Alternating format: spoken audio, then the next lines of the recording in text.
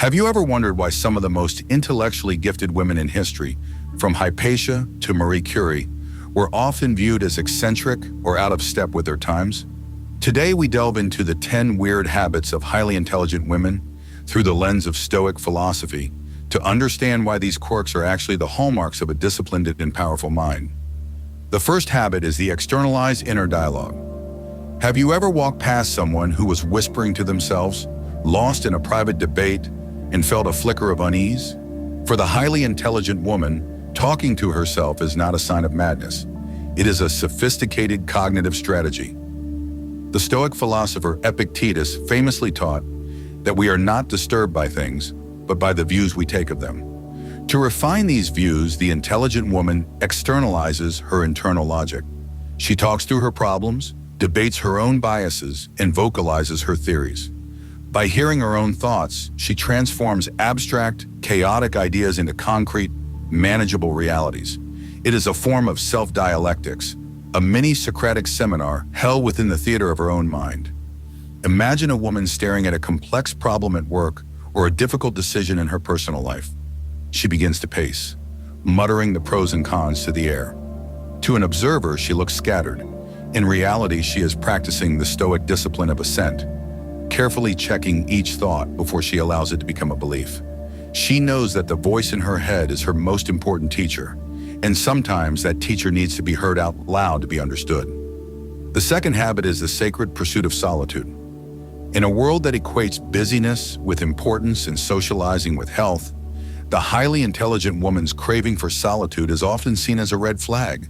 People might ask, "Are you okay? Why don't you want to come out?"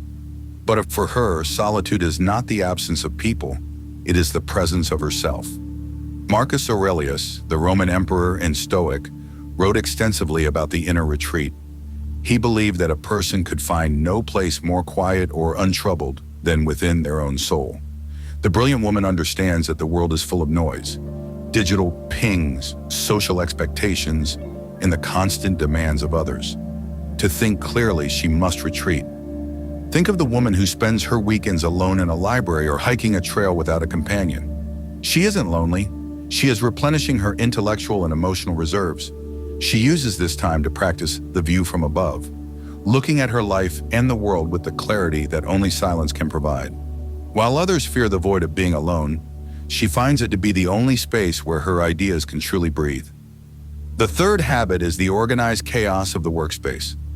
There is a persistent myth that a clean desk equals a clean mind. Yet if you were to step into the office of a woman with a high IQ, you might find what looks like a paper cyclone. Books are left open on chairs, notes are scrawled on napkins, and layers of projects overlap like geological strata. The Stoics taught us to focus our energy on what is essential and to ignore the trivialities of the external world. To an intelligent woman, the neatness of a desk is often a triviality. Her mind is so intensely focused on the work itself, the ideas, the connections, the breakthroughs, that the physical environment becomes secondary. Consider the messy desk not as a sign of a cluttered mind, but as a map of an active one. Each pile of paper represents a thread of thought she is currently weaving. She doesn't have time to perform the ritual of tidiness because she is too busy pursuing the ritual of discovery. She has traded the superficial order of the room for the profound order of the intellect. The fourth habit is the night owl's quiet vigil. While the rest of the world follows the traditional rhythm of the sun, many highly intelligent women find that their minds only truly spark to life when the moon is high. There is a weird habit among the brilliant to stay up until the early hours of the morning, long after the rest of the household has fallen silent. Seneca, the Stoic statesman, warned against wasting time, calling it the most precious thing we possess. For the intelligent woman, the night is the only time she can truly own. During the day, she belongs to her employer, her family, or her social obligations. But at 3 a.m., she belongs only to herself. Imagine her sitting in the soft glow of a desk lamp, the world outside frozen in sleep. In this stillness, she finds a Stoic peace. There are no emails to answer, no small talk to navigate, and no performances to give. This nocturnal clarity allows her to dive deeper into her passions than the frantic energy of the day would ever permit. She isn't a night owl by accident. She is a guardian of her own intellectual freedom. The fifth habit is intense observation over immediate reaction. Have you ever been in a conversation with a woman who seemed to be looking through you, or who took a long, silent pause before answering a simple question? To some, this feels awkward or even intimidating. But this habit of intense observation is a hallmark of a mind that refuses to be impulsive. A core pillar of Stoic practice is the discipline of action, the ability to pause between a stimulus and a response. A highly intelligent woman does not react to the world. She processes it. She is constantly scanning for patterns, noticing the micro-expressions on a friend's face, or listening for the unspoken meaning behind a colleague's words. In a heated argument, while everyone else is raising their voices, she might remain silent. She isn't being passive, she is gathering data. She is observing the logos, the underlying logic of the situation. She knows that once a word is spoken, it can never be taken back. By observing more and reacting less, she maintains her Stoic composure and gains a level of insight that the quick to speak will never possess. We have explored how talking to oneself, seeking solitude, and even maintaining a messy desk are often the external signals of a deeply refined internal world. These women operate on a different frequency, one that prizes depth over surface-level normalcy. But the Stoics had an even deeper insight. They believed that the ultimate sign of intelligence wasn't just how much information you could process, but how much truth you were willing to endure. As we look at the final 5 habits, ask yourself, is your own weirdness actually a sign that you are living a life of Stoic virtue? The 6th habit is the relentless why. Most people move through life accepting the world as it is given to them. They follow rules, respect traditions, and adopt beliefs simply because they were told to. But a highly intelligent woman has a weird habit of being a perpetual questioner. She is obsessed with the why. This is the Stoic search for truth in its purest form. Just as Socrates refused to accept the common wisdom of Athens, she refuses to accept the common wisdom of her era. She wants to know the source of a policy, the logic of a social norm, and the evidence behind a claim.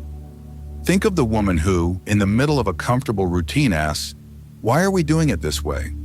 To her peers, she may seem like a troublemaker or someone who thinks too much. But she knows that an unexamined life is not worth living. She would rather be the person who asks an uncomfortable question than the person who lives a comfortable lie. Her why is the tool she uses to strip away the indifference and find what truly matters. The 7th habit is radical self-correction. There is a strange paradox in high intelligence. The smarter a woman is, the more she is aware of her own ignorance. This leads to the habit of constant self-criticism and intellectual humility, which can often be mistaken for a lack of confidence. Marcus Aurelius famously said, "If anyone can refute me and show me that I am making a mistake, I will gladly change." A brilliant woman lives by this. She is her own harshest auditor. She constantly revisits her past decisions, analyzes her failures, and looks for flaws in her own logic. While the rank and file of society are busy defending their egos, she is busy dismantling hers. To an outsider, her habit of saying, "I might be wrong about this," or "I need to rethink my position," looks like indecisiveness. In reality, it is the highest form of intellectual honesty. She isn't interested in being right, she is interested in getting it right. This Stoic commitment to truth over ego is what allows her to grow while others remain stagnant. The 8th habit is the rejection of triviality. If you want to see a highly intelligent woman look physically pained, force her to engage in 20 minutes of gossip about a celebrity or a debate about the latest fashion trend. She has a weird inability to pretend that she cares about things that do not matter. The Stoics were masters of discernment. They divided the world into things that are important, virtue, wisdom, justice, and things that are indifferent. An intelligent woman's brain is wired for the important. She feels a physical drain on her energy when she is forced to swim in the shallow end of conversation. You might see her at a social function, looking slightly glazed over as people discuss the mundane details of a TV show. But the moment someone mentions a scientific discovery, a philosophical dilemma, or a complex human emotion, she lights up. She isn't boring, she is simply allergic to the trivial. She protects the currency of her attention with Stoic rigor, refusing to spend it on things that do not nourish the soul. The ninth habit is the Stoic shape-shifting. Highly intelligent women often exhibit a weird quality of being a chameleon. In one setting, they are the rigorous professional. In another, the playful artist. In another, the quiet philosopher. This isn't a lack of identity, it is an abundance of it. The Stoics taught that we must adapt our character to the role we are assigned by fate while maintaining our core integrity. An intelligent woman understands that different situations require different tools. She can navigate a corporate boardroom with the same precision that she navigates a creative studio. Example: if her life is suddenly upended by a crisis, she doesn't spend weeks in denial.